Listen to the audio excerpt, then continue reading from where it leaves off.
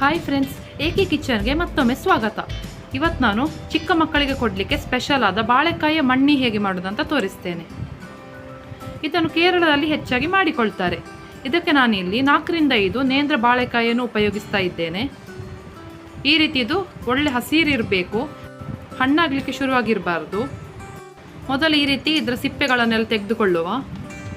ಚೂರಿಯಲ್ಲಿ ಈ ರೀತಿ ಗೆರೆ ಹಾಕಿಕೊಂಡು ಇದನ್ನು ಸುಲಭವಾಗಿ ಬಿಡಿಸಿಕೊಳ್ಳಬಹುದು. ಇದನ್ನು ಬೇಕಿದ್ರೆ ಸಿಪ್ಪೆ ತೆಗೆದು ಸ್ವಲ್ಪ ಹೊತ್ತು ನೀರಿನಲ್ಲಿ ಹಾಕಿಕೊಳ್ಳಬಹುದು, ಯಾಕೆಂದರೆ ಕಪ್ಪಾಗುವ ಚಾನ್ಸಸ್ ಇರ್ತದೆ. ನಾನಿಲ್ಲಿ 5 ಬಾಳೆಕಾಯಿಯನ್ನು ಉಪಯೋಗಿಸೋದ್ರಿಂದ ಹಾಗೆ ಯೂಸ್ ಮಾಡ್ತಾ ಇದ್ದೇನೆ.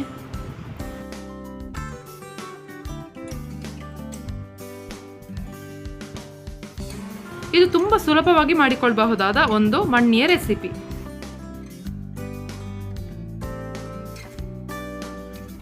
ಈಗ ಸಿಪ್ಪೆ ತೆಗೆದು ಬಾಳೆಕಾಯಿಗಳೆಲ್ಲ ರೆಡಿಯಾಗಿದೆ. ಇನ್ನು ಈ ರೀತಿ ಇದನ್ನು ಒಂದು ಸ್ಲೈಸರಿಂದ ತೆಳುವಾಗಿ ಸ್ಲೈಸ್ ಮಾಡಿಕೊಳ್ಬೇಕು. ಎಷ್ಟು ತೆಳುವಾಗಿ ಸ್ಲೈಸ್ ಮಾಡಿಕೊಳ್ತೀರಿ ಅಷ್ಟು ಒಳ್ಳೆಯದು, ಅಷ್ಟು ಬೇಗ ಒಣಗ್ತದೆ. ಇದನ್ನು ಮಾಡಿಕೊಳ್ಳಿಕ್ಕೆ ಹೆಚ್ಚು ಇಂಗ್ರೀಡಿಯೆಂಟ್ಸ್ ಕೂಡ ಬೇಕಾಗುವುದಿಲ್ಲ. ಕೇವಲ 4 ರಿಂದ 5 ಬಾಳೆಕಾಯಿ ಇದ್ರೆ ಸಾಕು, 1 ತಿಂಗಳಿಗೆ ಆಗುವಷ್ಟು ಮಣ್ಣಿಯ ಹುಡಿಯನ್ನು ಮಾಡಿಕೊಳ್ಳಬಹುದು. ಇದರಲ್ಲಿ ತುಂಬ ಪೌಷ್ಟಿಕಾಂಶಗಳು ಕೂಡ ಇರುವುದರಿಂದ ಮಕ್ಕಳಿಗೂ ತುಂಬ ಒಳ್ಳೆಯದು. ನೋಡಿ, ನಾನಿಲ್ಲಿ ಇಷ್ಟು ತೆಳುವಾಗಿ ಸ್ಲೈಸ್ ಮಾಡಿಕೊಂಡಿದ್ದೇನೆ. ಈ ರೀತಿ ಬಾಳೆಕಾಯಿಗಳೆಲ್ಲ ಪೂರ್ತಿ ಸ್ಲೈಸ್ ಆದ ನಂತರ ಇದನ್ನು ಬಿಸಿಲಿನಲ್ಲಿ ಒಣಗಿಸ್ಕೊಳ್ಬೇಕು. ಈ ರೀತಿ ನೀಟಾಗಿ ಸ್ಪ್ರೆಡ್ ಮಾಡಿಕೊಂಡು 4 ರಿಂದ 5 ದಿವಸ ಇದು ಒಳ್ಳೆ ಕ್ರಿಸ್ಪ್ ಆಗೋ ತನಕ ಒಣಗಿಸ್ಕೊಳ್ಬೇಕು. ಈಗ 2-3 ದಿನಗಳ ನಂತರ ಇಷ್ಟು ಒಣಗಿದೆ ನೋಡಿ.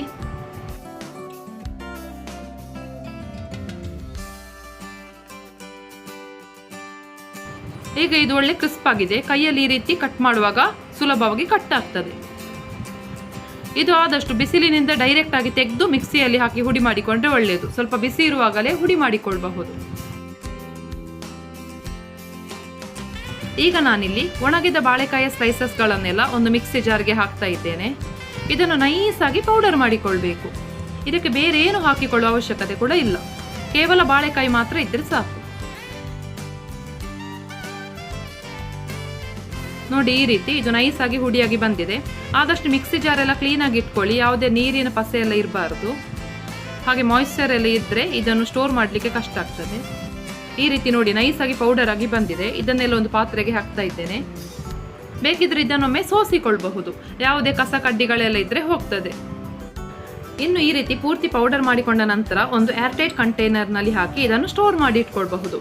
ಇದನ್ನು 2 ತಿಂಗಳ ತನಕ ಸ್ಟೋರ್ ಮಾಡಿ ಇಟ್ಕೊಳ್ಬಹುದು. ನಿಮ್ಮಲ್ಲಿ ಕ್ಲೈಮೇಟ್ ಏನಾದರೂ ಪ್ರಾಬ್ಲಮ್ ಇದ್ದರೆ ಬೇಕಿದ್ರೆ ಇದನ್ನು ಚಿಕ್ಕ ಬಾಕ್ಸ್ನಲ್ಲಿ ಇಟ್ಕೊಂಡು ಡೈಲಿ ಯೂಸ್ಗೆ, ಉಳಿದಿರುವುದನ್ನು ಫ್ರಿಜ್ಜಲ್ಲಿ ಕೂಡ ಇಟ್ಕೊಳ್ಬಹುದು. ಅಲ್ಲಿಗೆ ಬಾಳೆಕಾಯಿಯ ಮಣ್ಣಿಯ ಪೌಡರ್ ರೆಡಿ ಆಯಿತು. ಇದರಿಂದ ಮಣ್ಣಿ ಹೇಗೆ ಮಾಡೋದಂತ ನೋಡುವ.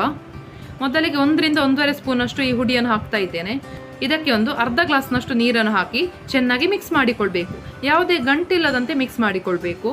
ಬೇಕಿದ್ರೆ ಒಂದು ಚಿಕ್ಕ ತುಂಡು ಬೆಲ್ಲ ಕೂಡ ಹಾಕಿಕೊಳ್ಬಹುದು, ಇದು ಆಪ್ಷನಲ್.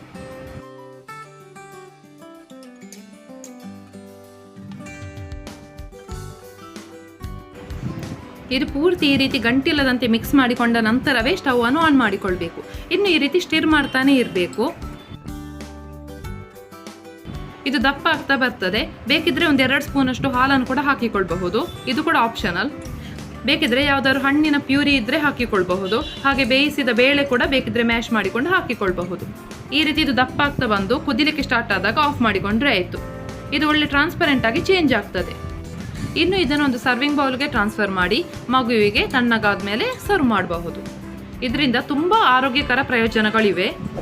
ಈ ವಿಡಿಯೋ ನಿಮಗೆ ಇಷ್ಟ ಆಗಿದ್ದಲ್ಲಿ ಲೈಕ್, ಶೇರ್ ಹಾಗೂ ಸಬ್ಸ್ಕ್ರೈಬ್ ಮಾಡಲು ಮರಿಬೇಡಿ. Thank you.